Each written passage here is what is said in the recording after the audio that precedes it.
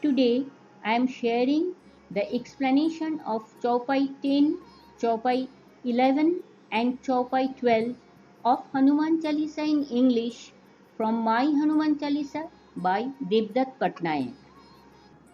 चौपाई 10 daemon killer Bhim रूप धरि असुर संहारे रामचंद्र के काज संवारे. You took fearsome forms to kill demons. Ramchandra's tasks were thus accomplished. A typical image of Hanuman enshrined in temples shows him crushing a demon underfoot.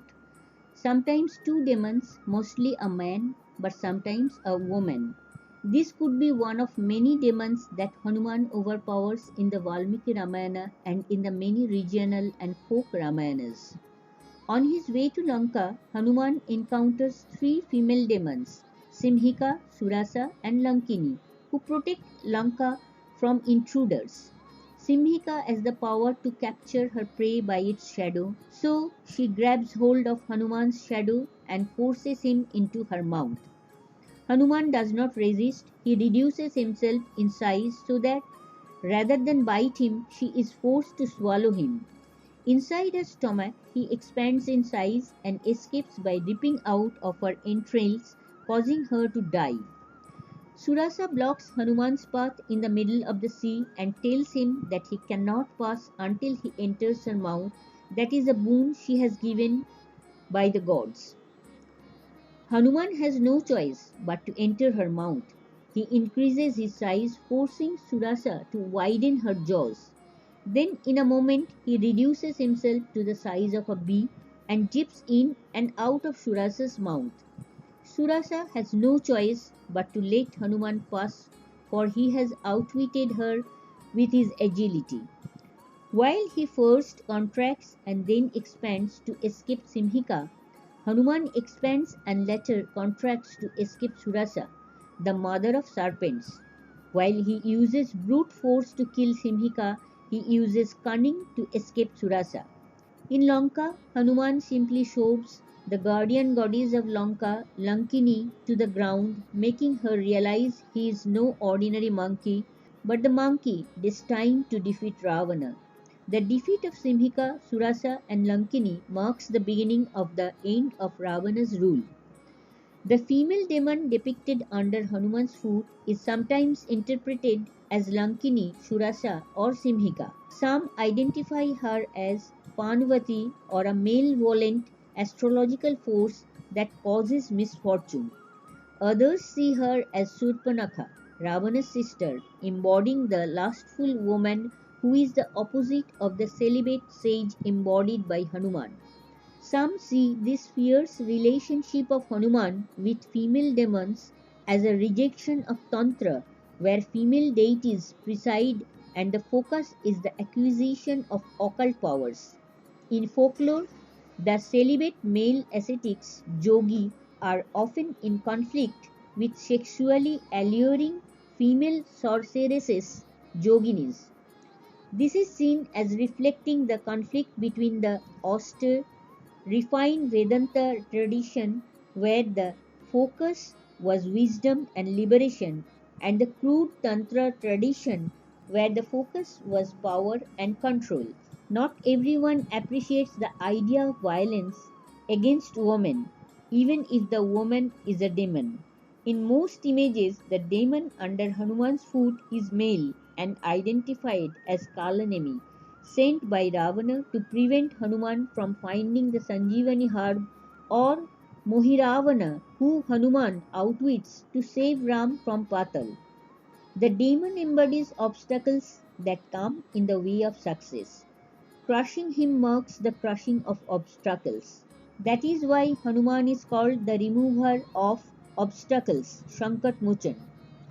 The mighty Hanuman is imagined sometimes with 10 heads, Dasamukhi, or with 5 heads, Panchamukhi. In the latter form, the extra heads are those of other animals, a horse, lion, eagle, and wild boar.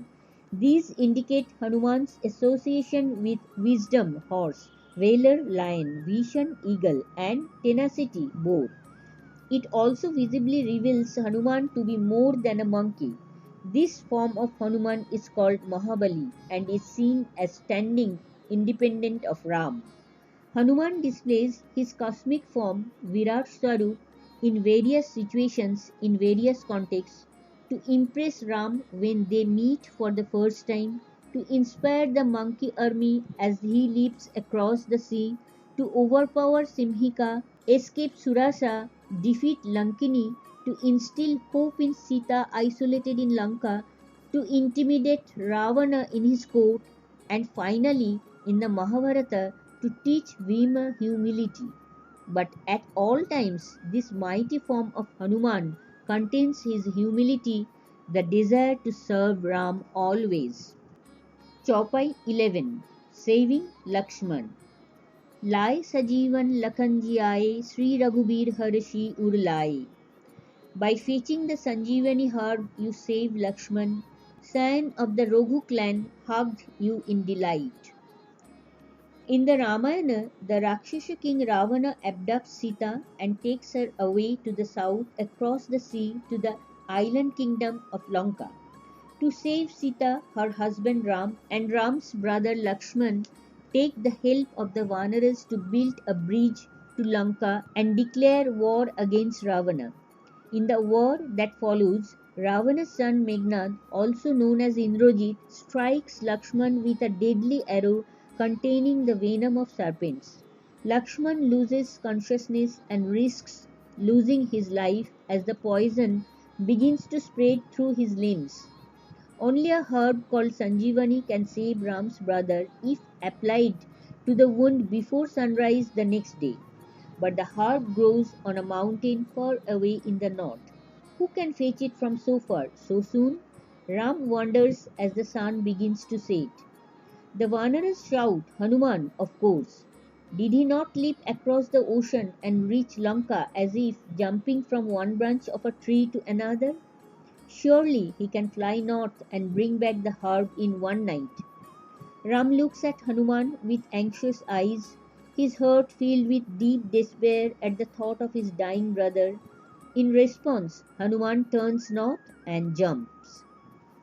As Hanuman rises to the sky, Ravana catches sight of him and, figuring out his mission, summons the magician Kalnemi and orders him to create obstacles so that Hanuman does not find the herb, and even if he does not return before sunrise. Kalanemi uses his magic to reach the Dronagiri mountain where the Sanjeevani grows before Hanuman and waits there disguised as a hermit. On Hanuman's arrival, he welcomes him with words of praise and offers him food. Hanuman finds it inappropriate to say no to an offer of hospitality, so he accepts the invitation but insists on taking a bath before the meal. So Kalanemi directs him to a pool full of crocodiles. Hanuman not only takes a bath, he also kills the crocodiles when they attack him. The crocodiles turn out to be apsaras, celestial damsels, cursed by Indra to live on earth as reptiles until liberated by a monkey. They thank Hanuman and reveal Kalanemi's true identity. A furious Hanuman attacks and strikes Kalanemi dead. Much time has been lost. It is now the middle of the night, and Hanuman has no time to find the herb on the mountain. It's too dark, so he picks up the entire mountain and flies back south to Lanka. Just as he nearing Lanka, he observes that the sun, goaded by Ravana, is being made to rise before his time. So, with his free hand, he grabs the sun, traps him in his armpit, and makes his way to Ram, mountain in hand. The herb is found, Lakshman is saved, and the sun god released to rise, much to Ram's relief and delight. This very popular event from the Ramayana is described in this Chaupai. Hanuman with Kalanemi underfoot and Sanjeevani in his hand is the form in which he is worshipped in most temples. Kalanemi represents the obstacles in our life. Sanjeevani is the solution to our problems. The image captures the idea behind the worship of Hanuman. He removes obstacles and solves problems, which is why he is adored by all. Hanuman embodies the pragmatic aspect of Hinduism, quite different from the philosophical side. There are many other stories of Hanuman carrying mountains not linked to Sanjeevani. The Vanaras, we are told, carried many mountains from the Himalayas to build the bridge to Lanka. When the construction of the bridge was complete, all the Vanaras were told to drop the mountains they were carrying wherever they were. All the mountains we see in the southern part of India, it is said, have their origin in the Himalayas and were brought south by the Vanaras. The mountain being carried by Hanuman was called Govardhan. He felt bad that he would not see Ram. So Hanuman promised Govardhan that in a future birth Ram would surely see him. So Ram took birth as Krishna in the Dwapar Yuga and grew up on the slopes of Govardhan and even lifted him up with his little finger. Chaupai 12. A brother like Bharat. Raghupati किन्हीं बहुत बड़ाई तुम मम प्रिय भरत ही सम भाई. Ram sings praises of you. You are as dear to me as my brother Bharat. Ram is so thankful for Hanuman's many interventions that enable him to succeed in his mission and so touched that Hanuman asks for nothing in return except the pleasure of serving him, that he cannot stop himself from praising Hanuman and declaring that he is as dear to him as his brother Bharat. This comparison is significant. Bharat is the son of Kaikeyi, the second wife of Ram's father Dasharath, whose machinations led to Ram being forced into exile in the forest for 14 years. Bharat refused the crown. He did not appreciate his mother's ambitions and deceit. He begged Ram to return to the palace, but Ram refused, as he had given his word to his father that he would stay in the forest for 14 years. So Bharat returned to Ayodhya, placed Ram's footwear on the throne, and ruled the kingdom as Ram's regent until his return. By comparing Hanuman to Bharat, Ram elevates the status of Hanuman from servant to family. This indicates a significant elevation of Hanuman's status and his inclusion in Ram's heart. One cannot help but wonder if this narrative elevation of Hanuman is not political, an attempt by wise men of society to bridge the inequality without threatening the old system, a calculated counterforce of wisdom that keeps the default social force of hierarchy in check. In Eknath's Marathi Ramayana, when a childless Dasarath conducts a yajna for a son, he receives a magic potion from the heavens that he gives to his three wives who bear him four sons. A hawk grabs some of the potion and carries it to the jungle and puts it in Anjani's mouth. The son she gives birth to may be a Vanara, but he is very much a brother of Ram, Lakshman, Bharat and Shatrughan.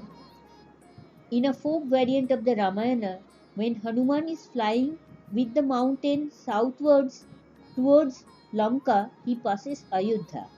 Fearing he is a Rakshasa who intends to drop the mountain over the city, Bharat strikes Hanuman with an arrow, causing Hanuman to descend. A duel is averted when Bharat identifies himself as Ram's regent and Hanuman reveals that he is Ram's servant. Hanuman then proceeds to tell Bharat the tragedy that has befallen Ram and how Ram is fighting Ravana to rescue his wife Sita. The narration takes a long time. Hanuman suddenly realizes that the sun will soon rise and he is far away from Lanka. He fears he will not reach on time, so Bharat tells Hanuman to sit on his arrow, mountain in hand. He then fires the arrow thinking of Ram, and the arrow takes Hanuman to Lanka in a fraction of a second, just in time to save Lakshman's life. Thus Bharat and Hanuman collaborate to save Lakshman and make Ram happy. Hanuman is thus included in the royal family of Ayodhya. The explanation of the following Chaupais will be continued in the next videos.